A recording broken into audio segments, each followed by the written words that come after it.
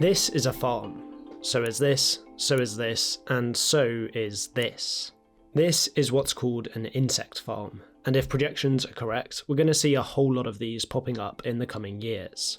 And no, I'm not here to tell you to start eating bugs. The real scope of these farms is, well, much bigger.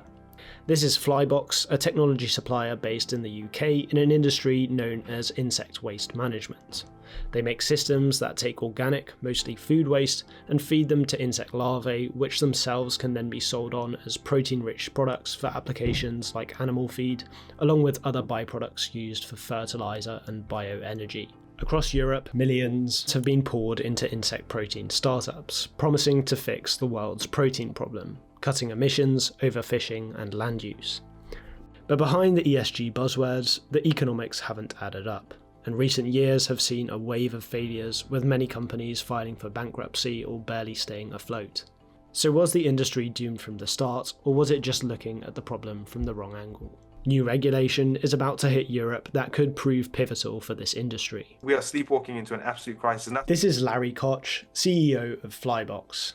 According to him, we might be about to hit an inflection point for the insect farming industry, one that's much less about insect production and much more about food waste. In this video, we'll explore everything from how these systems work to what's been holding the industry back, and how the location of these farms plays a massive role in what business models really make sense. I'm Luke, and you're watching The Upshift. According to the World Economic Forum, livestock accounts for 77% of global farming land, but only produces 18% of the world's calories and just 37% of total protein. The meat industry is inefficient. There's no way around it. Feeding crops to animals is always going to give you less calories than if you were to just eat those plants yourself. The fact remains though, we humans like our meat and fish, and with global annual meat production set to rise by 47.9 million tonnes over the next decade, the industry, or better said global ecosystems, are struggling to keep up. Insect farming provides the solution. Or at least, that's what early pioneers sold to investors. Animals just like us need protein. For livestock, that mostly comes from soy, a major driver of deforestation, and for fish, it's fish meal, made from wild-caught fish and so fueling overfishing. So the pitch was simple: why not feed them insects instead? They need little space or water, thrive on food waste, and they grow insanely fast. Oh, and the nutritional profile of these insects would be far superior to what was already available. Investors loved it. Massive factories popped up across Europe, promising to rival soy and fish meal, even extending into pet food and human applications. Companies modelled themselves on large-scale food producers like Corn and Beyond Meat. And that's really where it all started to crumble. Competing with industrial feed in European or US markets was never going to be realistic. For a start, organic waste supply in Europe is expensive and restricted.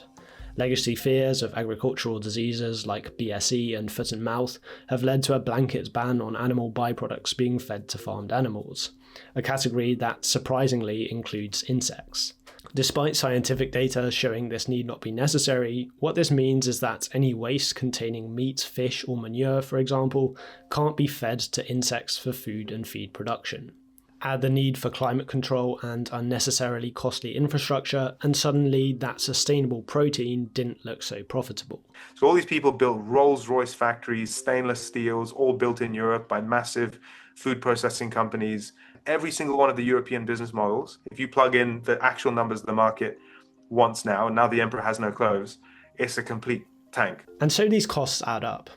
In 2023, black soldier fly protein meals sold for around $3,200 per tonne in the EU and the US. In other parts of the world, it was closer to $1,600. For reference, poultry meal or standard fish meal can be sourced at $500 per tonne and $1,500 per tonne respectively. But here's what many companies missed. The real value wasn't just in the product, it was also in the process. Insects, together with bacteria and fungi, are nature's waste-consuming machines. Yet some early players ignored that entirely, even feeding their larvae virgin ingredients just to keep the product consistent. And so, in focusing on quantitative indicators of what the product contained, producers also lost sight of what the product fundamentally was. live, whole insects, a feature with massive implications for things like animal welfare. Companies like Fly to Feed in the UK are already selling live insects to local broiler chickens with promising results. Early single batch results showed that feeding live BSF larvae, only 1.5% of the total feed intake, to chickens caused them to grow 8% more. This combination of poor product market fit combined with overlooking the true potential for insects in waste management is what Larry and others believe has led the industry to a premature stagnation point. But there are new developments sparking real optimism for the future. At this point, it's probably worth explaining how an insect farm actually works. And most of what we call insect farms are really black soldier fly or BSF farms. As of now, the insect farming industry has focused mostly on a species known as the black soldier fly. Why? For a start, they're omnivorous and so they'll eat almost anything. But they also carry no known disease risks, are comparatively easy to work with due to things like their size, and already have strong research and investment backing. So how do you turn a living insect like this into a robust and scalable waste management system? All fly farms have roughly the same structure, which can be split into waste processing, breeding, growing, and harvesting.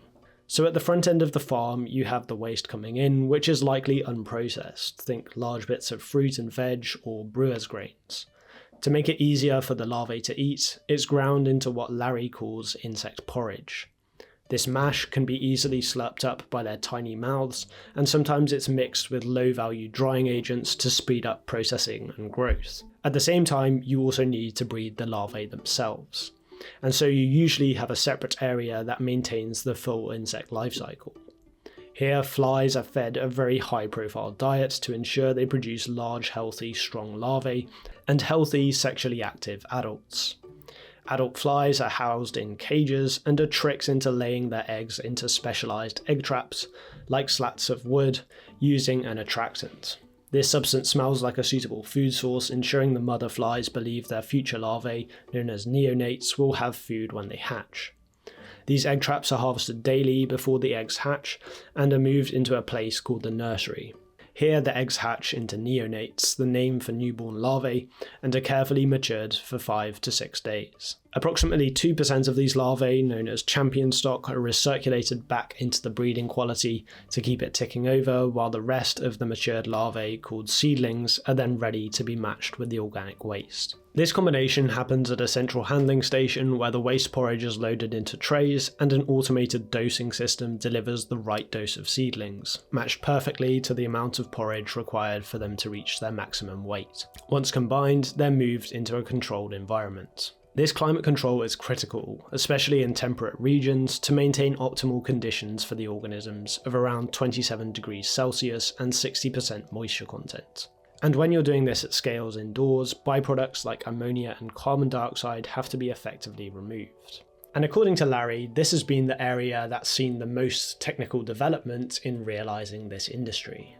But, controlling, like these animals have such a fast metabolism. That's why they grow to 5,000 times their size in a week. Imagine the metabolism, as a kind of block of biomass, how metabolically active that has to be. After about a week to 10 days in this environment, the insects are harvested.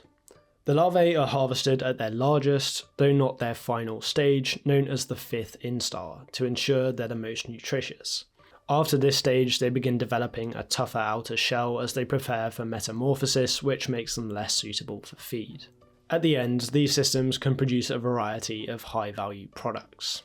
At harvest, a big mechanical sieve separates the larvae from a dried substrate called frass, which is basically all the insect manure residues and skin left over. Further separation processes could also yield insect oils for applications like biofuels, and the frass has huge potential value as an organic fertilizer and pesticide. As you can probably imagine, scaling up these systems from the initial experimental work hasn't always been without hitches. Daniel Taverner, founder of Fly to Feed, recalls a particular analogy from when he was scaling up his business. While trying to ramp up production, he accidentally overloaded the boxes with insects. As the larvae grew and metabolized their food, they started generating so much heat that it triggered a kind of runaway reaction. Temperatures shot from 28 to 40 degrees, and the stressed larvae instinctively tried to crawl out of their containers. and they were all up the walls, all over the ceiling. Was pretty horrific. But according to Larry from Flybox, high-income countries shouldn't just be focusing all their effort on the product itself. Governments are increasingly pushing circular economy and zero waste policies, with landfill bans for organic waste set to take effect in the EU and the UK in 2025 and 2026 respectively. In the UK in particular, the new simpler recycling scheme is already starting to take effect, mandating separation of organic waste by households and businesses alike. According to Larry, this is really going to cause major upsets if we don't think ahead. We are sleepwalking into an absolute crisis, and that's not hype now. That's just like everyone in AD is posting on LinkedIn about it. So we're faced with an impending food waste crisis, but at the same time, this presents the insect farming industry with a massive opportunity. And so businesses like Flybox are undergoing a huge strategic shift at the moment, reframing what was the insect farming industry to the insect waste management industry. And so also in the competitive landscape, it no longer becomes a question of competing with commodity proteins, but also competing with traditional waste management systems. Currently, the vast majority of collected organics in Europe go to anaerobic digestion, otherwise known as AD. This is by now a well-established process, which decomposes organic matter in the absence of oxygen to produce biogas, primarily methane. This methane can then be used for heat and energy generation, often in combined heat and power systems. AD also produces a nutrient-rich solid byproduct known as digestate, which can be used in fertilizer, though its market value remains limited due to the lack of traceability in its composition. Despite the process requiring some energy to maintain temperature, it's significantly lower than alternative processes like pyrolysis or traditional incineration. And compared to composting, its output's a high-value product. This technology has also been significantly refined over the last half century or so and is now an established part of renewable energy systems. So given we seem to have the solution already here, what's the concern? From an economic perspective, a big issue with anaerobic digestion is its reliance on government incentives like subsidies, carbon credits, and feed-in tariffs. Profitability is tied to energy prices, so if prices drop or support is cut, anaerobic digestion suddenly looks far less attractive. Germany, one of the most active AD markets, recently reduced subsidies, predicted to cause up to a third of facilities to close. But economics aside, there are two key practical issues opening up opportunities for insect waste management. The timescale and infrastructure required to connect facilities to the grid, combined with economies of scale, favours massive plants over smaller ones. Why is this a problem? While the cost of transporting organic waste to big centralised locations can be huge. At the end of the day, organic waste is around 70% moisture. So really what the industry boils down to is just spending a whole lot of money transporting basically just water around. And so what if the waste could be processed where it's produced? That's exactly what Flybox is tackling with modular, scalable solutions for farms, factories, and other waste producers. Secondly, anaerobic digestion favours high-fat or oily feedstocks, whereas most fruit, vegetable, and grain waste actually produce low gas yields. But with more waste set to go the way of AD with these new regulations, the question begs, will they actually want it? Insect waste management, on the other hand, can handle this undesirable waste, and in fact prefers waste with high moisture content, creating a unique market that doesn't compete head-to-head with AD's massive centralised plants. So what does the cost structure of an insect waste management plant actually look like? In high-income global north countries, the overwhelming costs are in energy for the climate control and labour basically running the farms. There are also significant costs in waste transport, but this, as mentioned, is also where distributed insect waste management facilities could have an advantage. Insect waste management, which from now on I'm going to refer to as IWM, typically reduces 15 tonnes of waste to 1 tonne of product. So if you can treat the waste first and then transport the product, it represents a massive cost saving. The other thing to factor into the economics is that insect farms are providing a service that governments are actually already paying for. So basically what you're doing is solving a problem whilst also creating valuable products at the end of it. Also, by producing diversified, in-demand commodities, IWM offers a much more stable revenue stream when compared with fluctuating energy prices for anaerobic digestion. But of course, this cost structure changes when you go to different markets. Different disposal costs, regulations, and demand for sustainable products will all influence project economics. And then if you go to lower income countries in the global south, things change completely. So here is where the original model of an insect protein factory can actually work. A lot of the time these countries don't have the same regulatory hurdles when it comes to what waste they can use, and so obtaining feedstock is much cheaper. Combine this with a smaller requirement for climate control and lower labour costs, and suddenly competing with traditional protein markets becomes realistic. There are people who are profitably making insect protein meal at $1,000 a tonne. There's several in Africa, there's several in China and Asia. Philcircle Biotech, based in Thailand, is an example of a company who has achieved this, successfully competing with fish meal in what the founder calls probably the most price-sensitive market in the world for protein. We have managed to hit quality parameters that are neck and neck with the world's leading protein commodity, fish meal. It's pretty much the top in terms of quality. And we've managed to do it at a slightly cheaper price than fish meal. What that means is we can take that protein, put it into pellets that farmers use every day. We don't even mention sustainability. The paradox here, though, is that companies operating in these regions are confronted by the lack of waste regulation. Without laws preventing landfilling, waste essentially has no monetary value, and so the cheapest option is really just to put it in a big pit in the ground. And so in high-income countries, though sourcing the product is more expensive, much more monetary value can be gained from actually processing it. At the same time, though, this represents a massive opportunity for the time when these sorts of regulations do eventually come into effect in lower-income global south countries. A polytunnel setup, Larry quotes, could be established in these countries for as little as $10,000. If a country in Southeast Asia or Africa said, we want to legislate against organic waste, as soon as they said anything like, you must dispose of your waste responsibly, and started enforcing that, insect farming would be the first thing people would start doing, because it would be the cheapest thing to get started. We've not yet really talked about the environmental benefit of processing organic waste. Organic waste exceeded 1 billion tonnes per year in 2022, and predictions have it increasing by a further 50% within the next 25 years. According to one study, organic waste represents just under a tenth of global greenhouse gas emissions. Insect waste management closes the loop on this waste with comparatively lower emissions. And whilst insect farming products were perhaps overhyped or oversold, there's no denying that the potential benefits are really impressive. Before we even get onto the protein, you have the insect frass, which contains essential macro and micronutrients for plant growth, like nitrogen, phosphorus, and potassium, as well as beneficial microorganisms. There's also evidence that the chitin in frass, which comes from insect exoskeletons, stimulates the growth of beneficial soil bacteria. It's also been shown that it can act as a trigger to enhance plant defense mechanisms against pests, and so acts almost as a biopesticide. At a time when farmers are under increasing pressure to reduce their dependence on artificial inputs, this is very significant. And yeah, the protein offers a nutritional profile that most other traditional sources would struggle to compete with.